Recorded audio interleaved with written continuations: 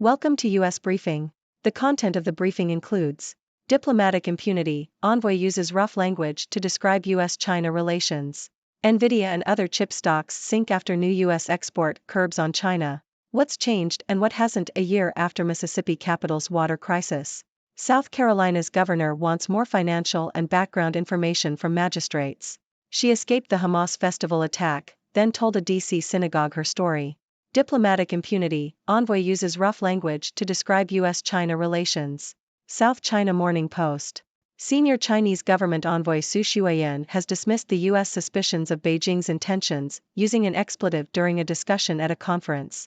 The comments come as the two governments work to arrange a summit meeting between their leaders next month. Su's remarks highlight the difficulties the two sides have had in managing high-level engagements, especially as Washington rolls out laws and executive orders to reduce national security vulnerabilities. The U.S. has dispatched top cabinet officials to Beijing to lay the groundwork for a discussion at the APEC Leaders Summit in San Francisco. Nvidia and other chip stocks sink after new U.S. export curbs on China. Nikkei Asia.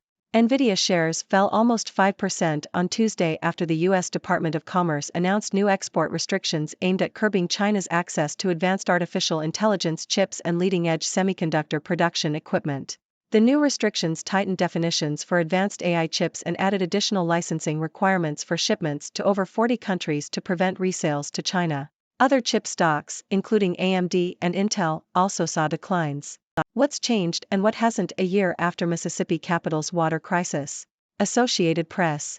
Jackson's 150,000 residents have access to clean water again, a stark contrast with a year ago when water supply was unreliable and occasionally contaminated. Ted Henifin, interim head of the city's long-troubled water system, has been tasked with fixing infrastructure breakdowns and implementing a new water pricing system to increase revenue collection without raising rates.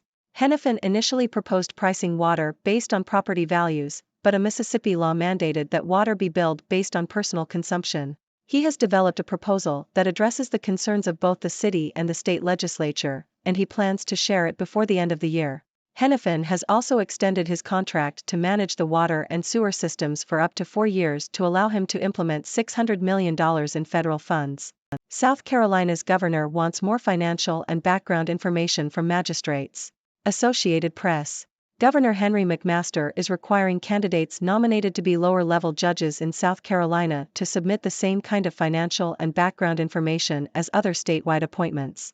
Magistrates are the lowest level in the state court system, but handle the most business. They issue search and arrest warrants, set bail, hear criminal cases where the punishments are fines less than $500 or 30 days in jail, civil matters where less than $7,500 is in dispute, and issue temporary and emergency restraining orders.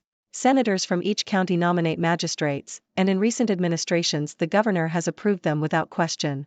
In the past several years, the state Supreme Court has reprimanded magistrates for cursing at lawyers and court personnel, failing to come to work and failing to conduct timely hearings. Just over a quarter of magistrates in South Carolina have law degrees, and McMaster said the new requirements should help assure that even those judges who aren't attorneys have a basic knowledge of the law. She escaped the Hamas festival attack, then told a D.C. synagogue her story. Washington Post. A 25-year-old woman who barely survived the massacre at a music festival in Israel this month trembled as she recounted her story in Washington. Chinese envoy sets 4 conditions for Xi-Biden summit. Nikkei Asia. China is open to a summit between President Xi Jinping and U.S. President Joe Biden, but this can only happen if China feels respected by the U.S., according to Su Shuiyan, Deputy Chief of Mission of the Chinese Embassy in the U.S. Su emphasized the importance of mutual respect and outlined 4 core interests for China: Taiwan, democracy and human rights, China's political and economic system, and China's right to development. Su also addressed the perception that China has taken advantage of the U.S., stating that China's rise is due to its own efforts and the policies of the Chinese government. In latest Senate hearing on NIL, collectives get their shot. Washington Post.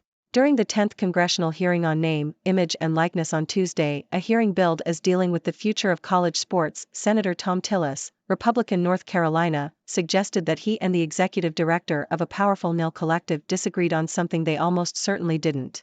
So Walker Jones, who heads the Grove Collective for the University of Mississippi, waited for a beat of silence he could jump into, then clicked on his microphone to clear the official record. Biden steers a risky course in the Israel-Hamas war. Economist. President Joe Biden is on a visit to Israel and Jordan in an attempt to navigate the conflicting demands of the crisis in the Middle East. Israel has suffered heavily from the recent conflict, with over 3,000 Palestinians reported killed by Israel's bombardment from the ground and air. The situation is deteriorating, with chaos building in the West Bank and large street protests threatening the stability of the Palestinian Authority. Biden has voiced his support for Israel, stating that it has a right and duty to destroy Hamas, and the U.S. will provide military equipment as needed.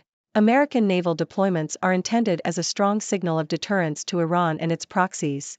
Biden's visit is meant to reassure the Israeli public and connect emotionally with them, as they have lost faith in their own leadership. He will also meet with Arab leaders to discuss plans for humanitarian aid and signal his commitment to a two-state solution. Biden faces conflicting political pressures at home, with the left sympathetic to the Palestinian cause and Republicans ready to pounce on any hesitation in support for Israel. He will also need to manage the crisis with an eye on America's rivals, Russia and China, who hope to exploit popular Arab anger at Israel and America. Ladies and gentlemen, I am Dr. Six, your trusted observer from the sixth dimension. Today, we have an interesting mix of news stories to discuss. From a Chinese envoy using rough language to describe US-China relations, to export curbs on China affecting chip stocks, and the aftermath of the water crisis in Jackson, Mississippi. We also have news from South Carolina where the governor is demanding more information from magistrates, a survivor of a Hamas attack telling her story, and China setting conditions for a Xi-Biden summit. And let's not forget the latest Senate hearing on name, image, and likeness, and President Biden's risky course in the Israel-Hamas war. Now, let's dive into these stories and analyze them. First, we have the Chinese envoy using strong language to dismiss U.S. suspicions. Well, it seems like tensions between these two giants are still running high. Su Xueyan's comments highlight the difficulties in managing high-level engagements. Perhaps they should consider hiring a professional translator to smooth things out, or maybe they just need a good old-fashioned game of ping-pong to break the ice. Next, we have the new export restrictions on China affecting chip stocks. Nvidia shares fell, and it seems like China's access to advanced technology is being curbed once again. It's like a high-stakes game of hide and seek, but instead of hiding, the US is just changing the rules.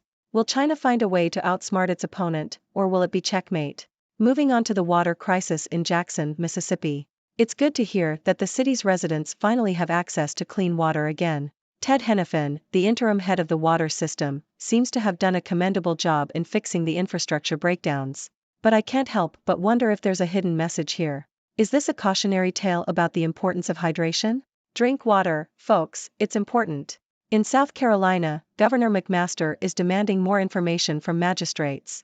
It seems like even the lowest-level judges need to be held to a higher standard. I mean, who wants a judge who curses at lawyers and fails to come to work? It's like hiring a chef who can't boil an egg. Let's hope these new requirements bring some much-needed professionalism to the courtrooms. Moving on to a survivor of a Hamas attack telling her story. It's incredible to hear first-hand accounts of such harrowing experiences. It reminds us of the resilience of the human spirit. But let's not forget the important lesson here: always have an exit strategy at music festivals. You never know when you might need it. China has set conditions for a Xi-Biden summit. Mutual respect seems to be the key here. It's like going on a blind date, but instead of flowers and chocolates, it's all about respecting each other's core interests. If they can find common ground, maybe they can even go on a second date, or in this case, a second summit. In the latest Senate hearing on name, image, and likeness, things got a little heated. It's like watching a game of tug-of-war, with different sides pulling in opposite directions. But let's not forget the most important question here: will college athletes finally get their fair share? It's time to pass the ball to them and let them score. Finally, President Biden is steering a risky course in the Israel-Hamas war.